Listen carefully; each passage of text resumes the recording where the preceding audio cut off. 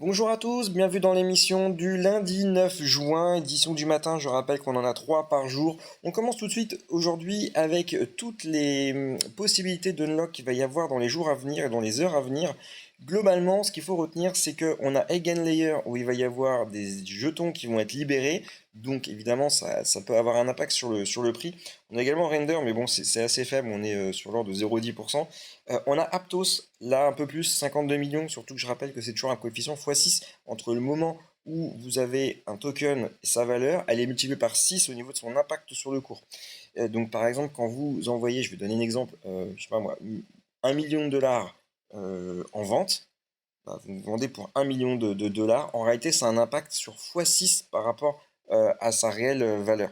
Je sais pas si je m'explique bien, mais par exemple, admettons que vous avez une crypto, elle est valorisée, mettons, je sais pas moi, 100 millions de dollars. Ben, il n'y a pas 100 millions de dollars en face en liquidité. En fait, il y a une espèce de ratio qui se fait, c'est à peu près 6. Donc c'est-à-dire que vous avez 6 fois moins de liquidité disponible que la valeur réelle de la market cap. C'est un peu débile, enfin c'est pas débile, c'est mathématique. Mais du coup, il faut toujours penser que 52 millions, ça aurait un impact x 6. Donc c'est comme si vous auriez à peu près 300 millions en réalité. Donc c'est quand même considérable. 1,79% de la supply. Et on a également Starknet, oui, Starknet avec 3,79.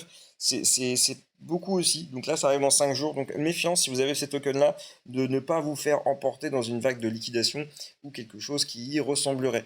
Au niveau du marché crypto dans son ensemble, on a Kaya qui surperforme. Je vous invite à alléger votre position. Fartcoin, même chose. ICP, même chose. AB, je ne vais pas me prononcer parce que je connais mal ce projet, mais on va quand même le regarder de manière précise dans l'émission de ce midi. Ça va me donner un peu le temps de faire de la recherche dessus.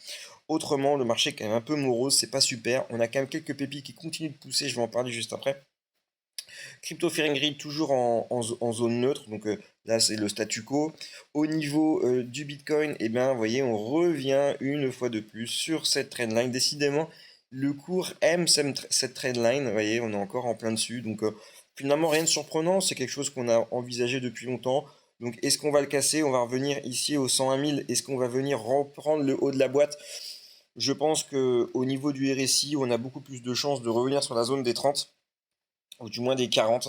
Et du coup, ça nous ramènerait à peu près ici aux alentours des 102 950. Et les 102 950, ça nous ramènerait aussi à quelque chose d'intéressant parce que les 102 950, vous voyez, hop, ça nous ramènerait juste en dessous, bah là, aux 103 000 en fait, exactement. Et ça nous permet de liquider tous les longs ici, là. Je pense que c'est ce qui va arriver dans les prochaines heures.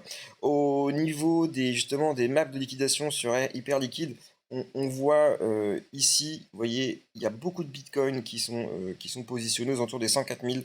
Donc, allez nettoyer tout ça. Ben, je pense que c'est ce qui va se passer dans les prochains temps.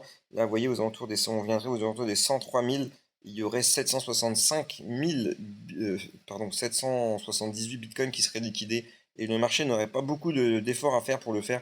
Donc je pense que c'est vraiment ce qui va se passer. Retour aux 103 000 sous peu. Au niveau de la carte, justement, des dossiers qui sont surachetés, qu'il faudrait alléger au portefeuille si vous les avez, c'est ICP, Kaya, Chess et VVV. Après, sur la rotation de liquidité, pour savoir qu'est-ce qui pourrait être acheté en contrepartie, eh bien écoutez, ici, on a quelques projets, mais enfin, c'est quand même pas dingue. Moi, ce que je conseille ici, ça serait de continuer à recharger sur Kita. Alors vous allez me dire, bah oui, mais le RSI, il est haut sur Kita. Oui, mais il y a une traction tellement énorme. Il n'est pas encore listé sur les T2, sur les T1. Je pense qu'il est en train de capter toute l'attention du marché. Et à mon avis, on n'en a pas fini d'entendre parler. Donc la rotation de liquidité en vendant ces 3 ou 4 cryptos-là, je la ferai sur Kita de mon point de vue. Aujourd'hui, on a des volumes qui sont à 35 millions. Imaginez que c'est même pas sur des T2, c'est même pas sur MEX. C'est quand même phénoménal. C'est tellement rare de voir ça que je pense qu'il faut saisir l'opportunité quand on la voit. Et aujourd'hui, je considère que Kita est une opportunité.